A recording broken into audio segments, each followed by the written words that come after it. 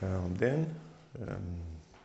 Mani sauc Jānis Zaržēckis, esmu plastikas ķirurgs un specialitāte man ir plastiskā, rekonstruktīvā un rokas ķirurģija. Šoreiz varētu jums pastāstīt par operācijām, kas saistītas ar krūšu izskatu uzlabošanu, konkrēti par implantiem, par krūšu implantiem.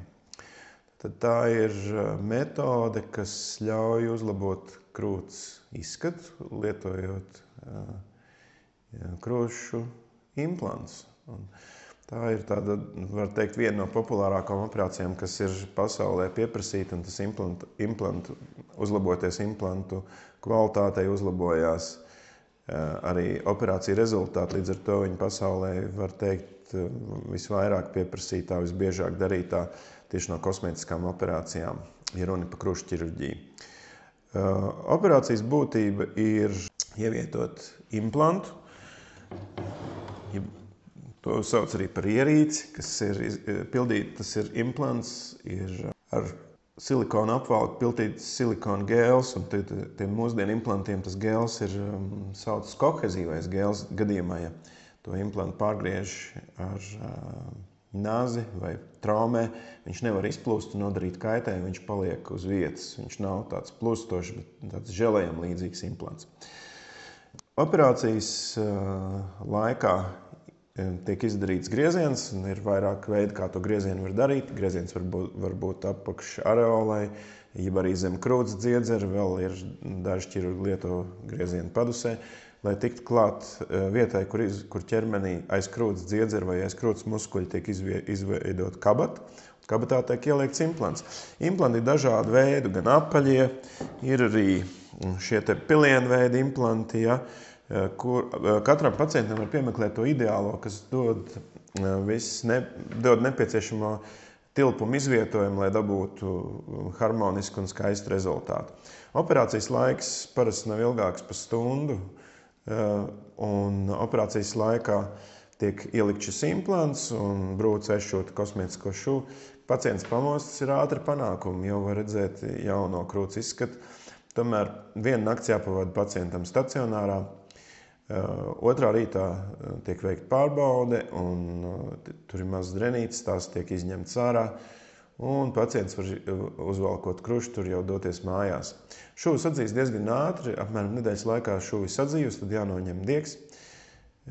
Un vēl 3 nedēļas ir jāvalkā stingrs krušturs un jāievēro samērā mierīgs režīms, nedrīkst sportot, vingrot, skriet. Un, kad pagājušas būs 3-4 nedēļas, tad viss ir parasti labi sadzījis, un pacients ir pieredzis pie jaunās situācijas un var jau baudīt to rezultātu. Pie labām lietām vēl pieder tas, ka šī operācija nemaina pacienta spēju pēc tam barot bērnus ar krūti, jo, lai cik jocīgi tas arī nebūtu, bet šī operācija neskar krūts dziedzeri. Dziedzeris paliek vesels, un kā man saka pacients, kas ir dabūjuši šo operāciju un barojuši bērns labi ņem krūti, un piens nav negaršīgs, nav pēc silikona, un nevienam nebija barošanas problēmas. Vēl pie labām pieder tas, ka var turpināt aktīvu dzīvesveidu, sportot, vingrot, skriet, nirt, peldēt, lidot ar lidmašīnu, lekt ar izpletni, darīt, ko vien pacients vēlas, un nav limiti šajā ziņā. Un, runājot par ilgumu, šie implanti parasti kalpo ilgi.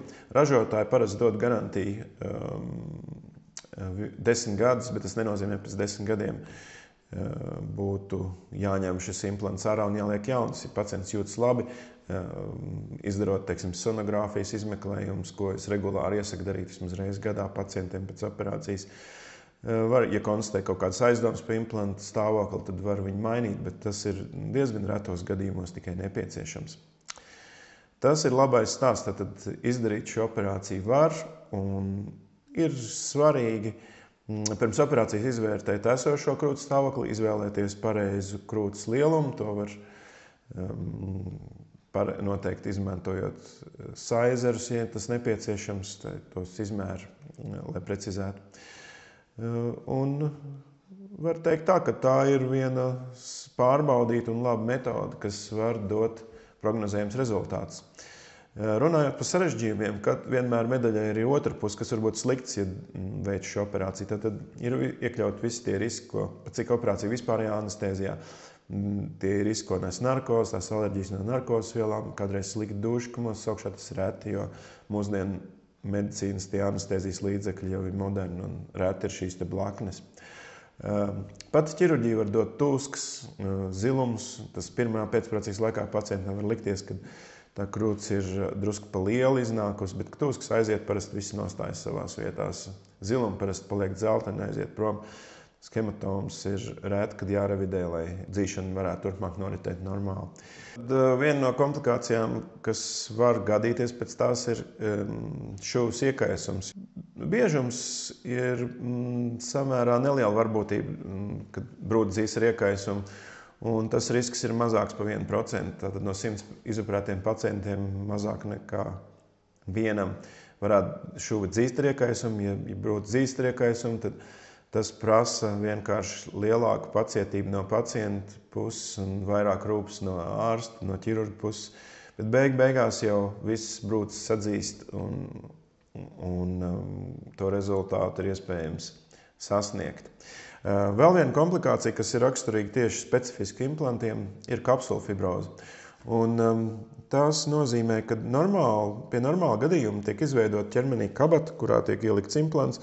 Un šī kabata ir pietiekoši liela, implants tur jūtas ērti, labi, taustot krūtis ir homogēns, nevar neko tur slikti sataustīt un izskats ir labs.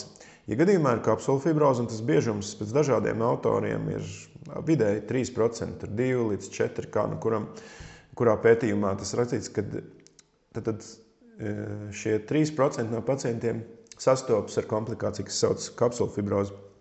Tas nozīmē, ka no 100 pacientiem 97 ir laimīgi, bet 3 nāk atpakaļ.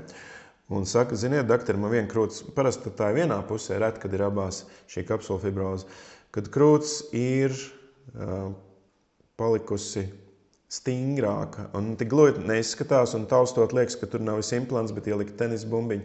Tas nozīmē, ka rētaudi ap implantu ir pārāk stingri savilkušies un saspieduši implantu un kabata ir kļuvusi pa mazu. Tad līdz ar to ir nesmuks izskats, taustot var sataustīt, ka tur ir ciets, tas nozīmē, ka šī ir kapsulfibroze.